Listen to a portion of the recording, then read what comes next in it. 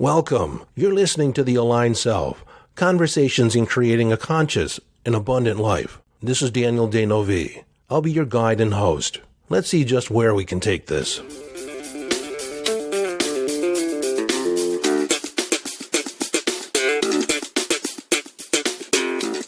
Hello, friend, and welcome back to the conversation. Today is mid-April, and we're coming up on my birthday, the birthday of the Aligned Self podcast. It's not technically my birthday. My birthday's in October. 3 years ago, I was sitting in a hotel, and I was in a quandary. I was the co-host of another podcast, and I thought it was going to be for the long term. And we came upon, the host and I came upon some creative differences, some, definitions of agreement. And I was sitting there, I was reflecting, I was contemplating, do I smooth this out or do I create something new, something different? And it was in sitting in this hotel that I got a definitive hit, an intuitive hit that it now was the time for me to strike out on my own. The title of the podcast, The Aligned Self, seemed like a no-brainer to me because I have a coaching program called The Aligned Self. But just about everything that I do in life, coaching, has to do with self-identity, self-concept. How to align our thinking with how we really feel, with our emotions, and then align our behavior with both of those. I often say aligning your heart with your mind and your body. This is congruence. And when a person is congruent in the world, they are unstoppable. You can see them from across the room, and you know there's something going on with them. They are decidedly different. And so this lack of alignment is the thing that gets in the way when people attempt to manifest, when they attempt to have relationships. In fact, it gets in the way of virtually everything in their life. It is not working in the way that you want it to. On some level, internally, there is a mismatch between what you want and what you think you can have and how your emotions are lined up with it. Of course, when you start a podcast or any new project, one of the first questions is, what am I going to talk about? What should be my focus right off the bat? Well, because I was so gripped by my intuitive guidance in that moment, in that hotel, in Keller, Texas, it seemed natural to begin talking about intuition, tuning into your intuition, how to trust your vibes, how to foster this inner guidance. And so the first 13 or 20 episodes, I think, are all about intuition, tuning into your intuitive guidance. And if you've come late to the game, if you recently began listening to The Aligned Self and you want to develop your intuitive guidance, I suggest you go back to the beginning. Now, I haven't listened to those early episodes, and I expect that I sound somewhat different. Not extremely different, but I have gotten a lot more comfortable talking here in my office, physically by myself, energetically tuned into each and every one of you. And each and every episode, I do welcome you into the conversation. You see, to me, this is a conversation. It's as if we were sitting across from each other, and I'm talking to you and you're talking to me. I hear your questions, and I try and make an attempt to respond to your questions the best of my ability. Sometimes I begin each episode thinking I'm going to talk about one thing, and then I talk about something completely different. In fact, last week, I sat down in front of the microphone thinking I was going to talk about one thing, and I ended up talking for about 3.5 hours, recording each and every thought. Now, I have not released that episode. I have to go back and edit it. In fact, I think that episode was actually more for me than it was for you. It was somewhat of a channeling session. I downloaded all kinds of information, and frankly, I have to go back and edit it and actually ascertain whether or not there's anything usable in all that. I mean, it was just a collection of different ideas. So that may come out in the future, or it'll come out in various forms. But again, that's the way this works. I'm highly invested in listening to inner guidance, being inner directed. And I thought today would be an appropriate time at the anniversary of the podcast kicking off to start talking about intuition again. Now, I'm going to talk about other things because I love talking about everything. But I thought it would be fun to revisit intuitive guidance, that inner knowing. And so today I'm going to talk about honoring your vibe, honoring that inner guidance. How do you honor it? How do you begin paying attention to it? Now, this started out this morning with a conversation with my wife, as a lot of these podcast episodes do. And we were just thinking about or tuning into the different vibes that we've gotten from different places we visited. You see, my wife and I have been thinking about moving to an area with some property because I want to create a community. I want to create a kind of a retreat where people can come and study with me, work with me, meditate with me, which has been an idea of mine ever since I was in my teens. And it was reaffirmed when I was sitting with a channel, I guess, in my 30s. She said that I would end up on healing ground and people would come from all over the world to study and be with me. Now, as I say that, as those words come out of my mouth, it seems quite egotistical, doesn't it? Well, take that for what it is.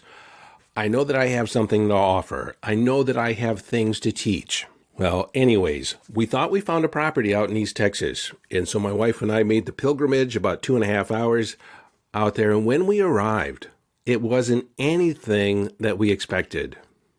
The energy was so heavy. It wasn't pleasant at all. And I was immediately turned off. I scratched that off the list right away. But on paper, it had everything we wanted. Must have watched the YouTube presentation on it, at least 20 times. And each time I watched it, I loved it. I just had to get out there, though, and actually feel the energy of the land. And my wife felt the same way. She actually made a comment this morning that we could never, as a couple, we could never actually buy a property sight unseen. We would have to go there and try it on. We would have to walk the grounds, actually tune into the energy. My wife has always had a strong sense of place. Earlier in our conversation this morning, she was recounting when she visited a Victorian home. She wasn't really on the market for the home, but it was such a beautiful place, she had to check it out. And she said, visiting that house, she got a very oppressive, heavy feeling. When she began walking up the stairs, she had that feeling that you might have gotten when you were a little kid, where once you turn the light off, you run up the stairs or run down the hall so that nothing will get you. She said she's never felt more haunted in her life. And then she told the story that she went to a place with her former husband, and the restaurant, the hotel, was supposed to be haunted. It was billed as being a haunted place, and she expected to encounter something weird when she was there. But when they were there, she felt nothing, virtually nothing. At least nothing like that Victorian house. Now, this morning in our conversation, she added to that story that when she was younger, tuning into your vibes was actually not encouraged. And I agreed with her, the same with me. And chances are good for you as well, that you've been taught along the way to not pay attention to your inner vibes, to not honor these inner feelings. And from my perspective today, I think it's one of the most critical skills that you can develop is tuning in to your inner vibes, living your life being inner directed. And as you may know, I end every podcast with that credo, even though I realize it's not always as easy as I say it is. This departure and separation from our intuition starts at an early age, and it seems so innocent when it begins happening. You know, we go to a family gathering and your parents might say, go kiss your Uncle Jake or go kiss your Aunt Mabel, go give them a hug. And you don't want to. And they make you, oh, come on, go give them some love. But maybe, just maybe, there's something about them you don't like that rubs you the wrong way. Or maybe early on in a work life or even present day, you're involved in an activity, in a job that does not serve your higher good. And you constantly get the impulse, the urge not to go in. But you make yourself go in. I have to, which is fine in the short term. Sometimes we have to do that because we need to pay the bills.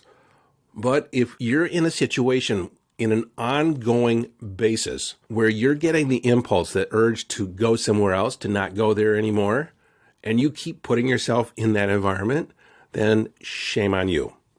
Because you're not listening to your inner guidance. Now, we can override that in the short term. Pay attention to it. Acknowledge it.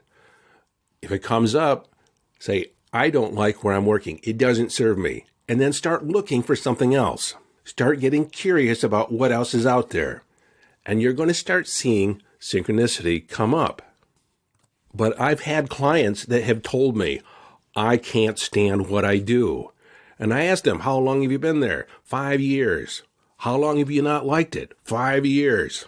And maybe it isn't a job. Maybe it's a relationship. Maybe you've been in a relationship and you've known for a long time that it's not right for you, doesn't support you. Yet for some reason or another, you're pushing that aside and you continue to stay in it. You haven't created. And why do we do that? Fear. Fear of the unknown. Fear of what's going to happen after. But if you lean in this took me a long time to realize it, because fear would come up for me and I would push this intuitive guidance aside, put it down because of the fear of the unknown. And this is actually what stops a lot of people. I'm not ready. I don't know what to do. I don't know what's going to happen. And they might utter that quote, the devil you know is better than the one you don't. Well, I'm here to tell you, every time I've listened to that intuition, when I've listened to that guidance, I've been completely supported by the universe. It has always worked out fantastically. Now, I can't say from time to time it hasn't been rough moving in a new direction, but it's all dependent upon your level of attachment to the old way of being. If you're open to what's new, if you're open to the adventure of life, if you're allowing the universe to guide you intuitively when to turn right, when to turn left, when to go forward, when to stop, when to take a pause, and you can listen to that guidance when it's a whisper, then your life begins unfolding like magic. Now, there's some things in what I've said that I want to clarify and make distinct. One is you have an attitude that you are guided. You expect to be guided. You trust that you're guided by a higher power, by the universe, even by your higher self. And some people take solace in not making it so close to home, but maybe saying it's God, Jesus, the angels, or even your guides. And yes, all those energies are somewhat the same and they're somewhat different. So whatever you tune into as your source, that's where you want to tune into, whatever feels comfortable for you. So there is an expectation that you're guided. And then when it shows up, you want to trust it. And this is something that I had a lot of difficulty with early on in my late teens and 20s especially. I kept asking for another sign. Can you show me another sign? And I was getting signs all over the place, but I would keep asking for another sign. Could you make it even more plain, more explicit to me? Please. And this is appropriate. But understand that there's that fear there of really trusting it. You're not quite sure, is this intuitive guidance or is it just my imagination? Because frankly, it seems somewhat the same, especially early on.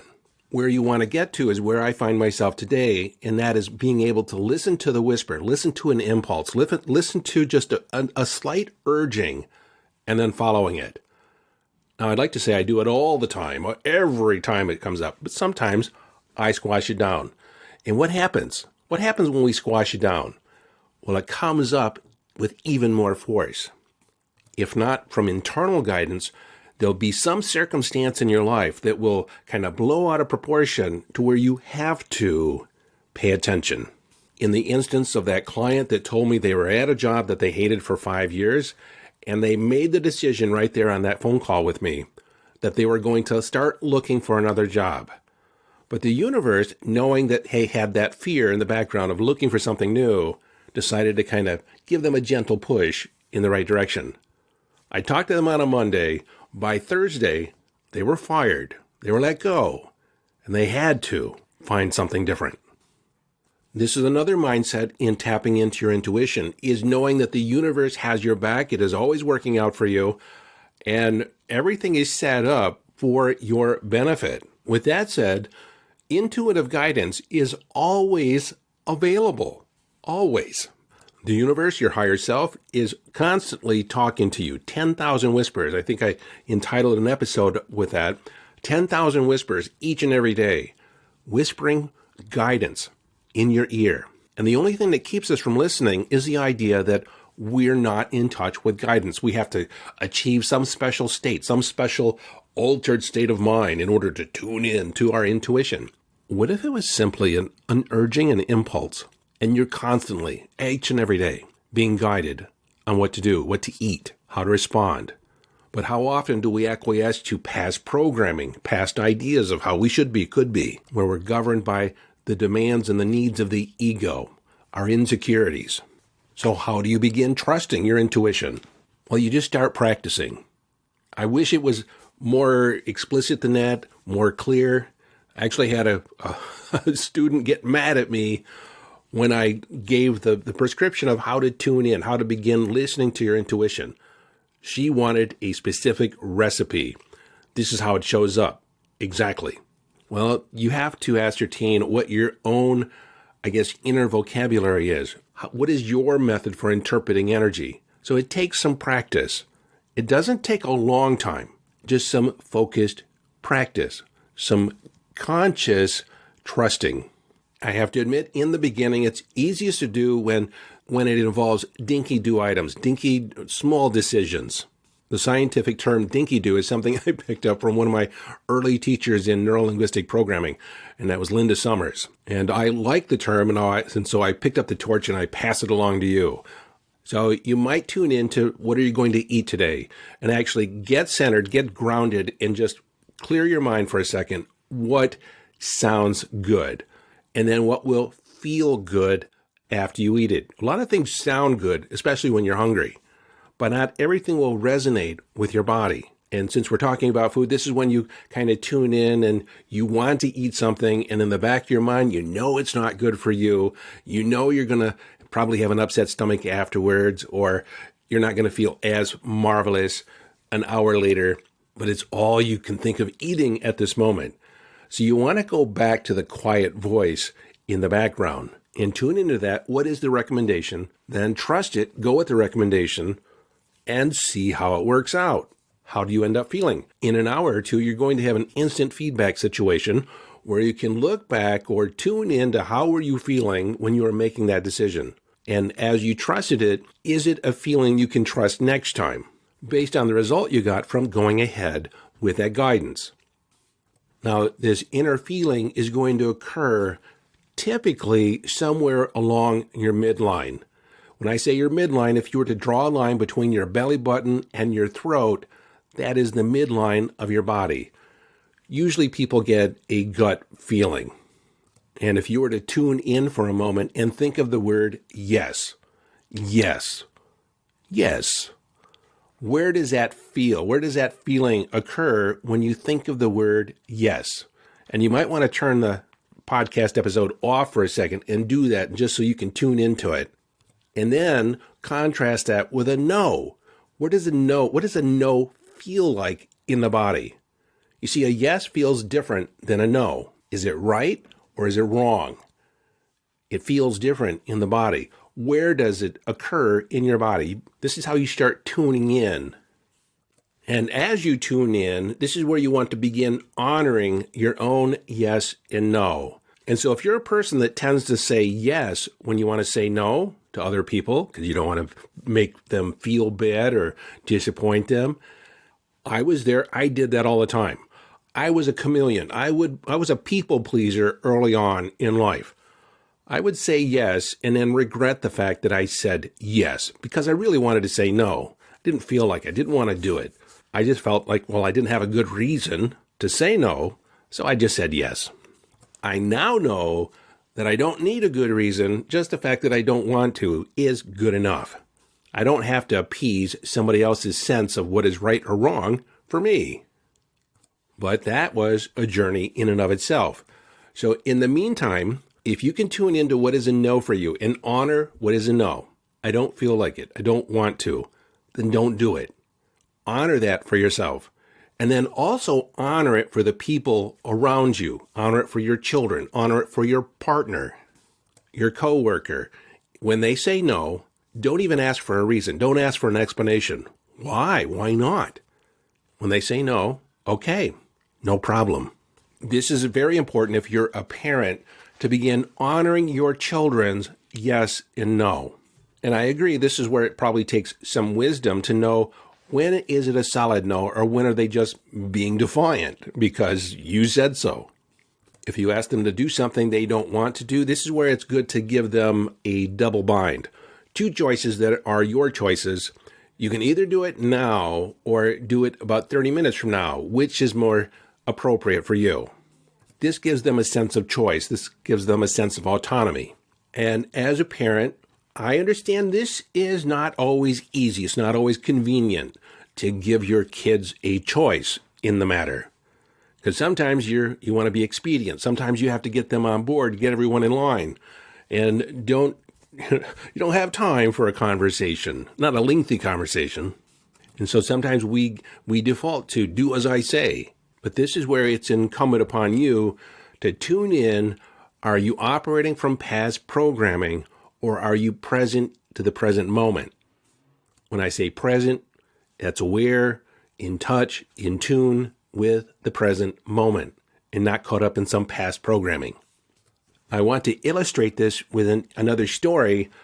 Going back to my conversation with my wife, we recounted a time when we had a pipe burst in the house and we had to vacate as they began repairs, and we moved to a suite hotel. As we arrived at the hotel suite, we both commented that it seemed a little gray, not the Ritz, it was just a little uncomfortable. But as my wife typically does, she can make any place feel comfortable, any place feel like home.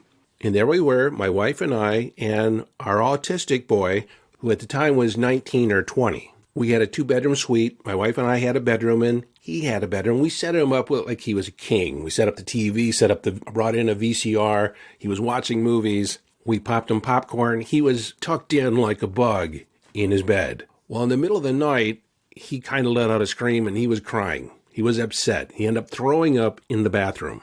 And in that moment, we just thought that he was kind of upset because he wasn't at home, was in a strange place. We started kind of explaining it away, soothed him, and put him back to bed. Well, once we were back in our bedroom, I confessed that I had a really weird dream. And she said, I had a weird dream too, a disturbing dream. She said she was watching a TV, and on the TV was a news show about a serial killer. I said, oh my God, I had a dream I was the killer, and I was seeing these crimes through my eyes. It was in that moment, in me recounting my dream, me considering her dream, and then our son's response, we both immediately agreed we need to leave. We need to go home.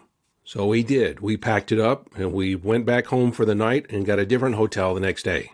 The house was not totally unusable. It just wasn't convenient for the construction that was going on. But we could definitely stay there one more night. So the next day we made arrangements for a different hotel. And then over the next couple days, I would go back to the original suites and gather stuff up and take it in the car and take it over to the new hotel room. Because we were basically packed up for 6 weeks. But it was in me going back, I noticed that the room adjacent to ours that butted up against where our son's room was, there was a do not disturb sign on the door. And it just felt creepy to me and dark. The first trip I did by myself. The second trip I brought my boy with me. We gathered up the remaining items that we had in the room. And as we walked by that door and went down the stairway, he said under his breath, I'm going to get you. I'm going to kill you. And I asked him, where did that come from? I don't know. Well, 20 years old and autistic, he's very intuitive. He's like a sponge for energy. That's one thing we know for sure. And I feel as if there was someone that was dark, demonic, staying in that room. I picked up on it, my wife picked up on it, and our boy picked up on it. But a key point in me telling that story is if I had not had that dream, if my wife had not had her dream, we would have pushed his experience aside.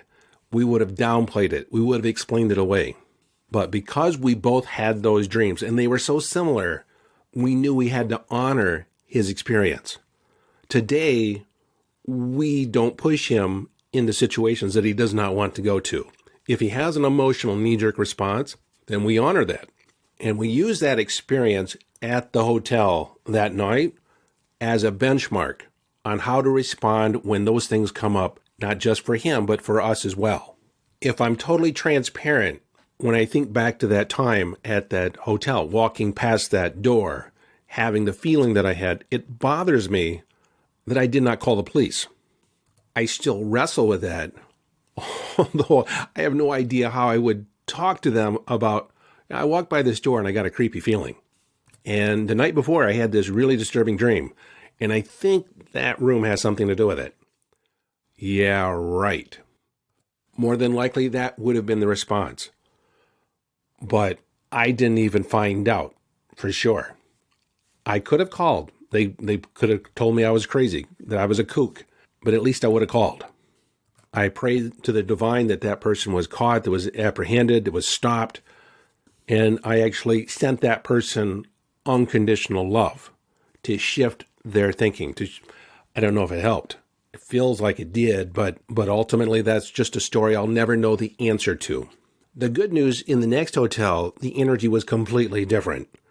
And that was actually the hotel room that I was sitting in when I began this episode.